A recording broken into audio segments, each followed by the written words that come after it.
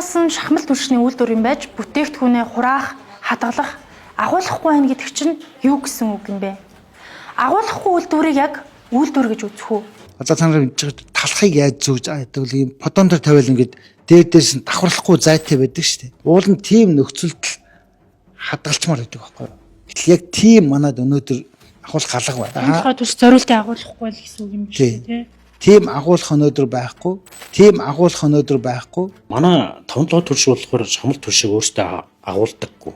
Шууд үйлдвэрлээд нийслэлийн агуулгууд руу зөөвөрлөдөг. Нэгсэндөө борлуулалтын одоо өмнөх агуулгууд руу агуулдаг гэсэн. За тэгэхээр зэрэг нийслэлийн одоо 30 гаруй агуулга байдаг бах бидгийг санаж байна. За өвлийн тохиолдолд бол бид нар бол үйлдвэрээс шууд хэрэглэгч төр өргөдөг. Ер нь хичнээн нь бороо болон үерийн усанд идэгдээд танаа үйлдвэр дээр буцаж ирсэн бэ. За 93 мянган тонн идэлсэн.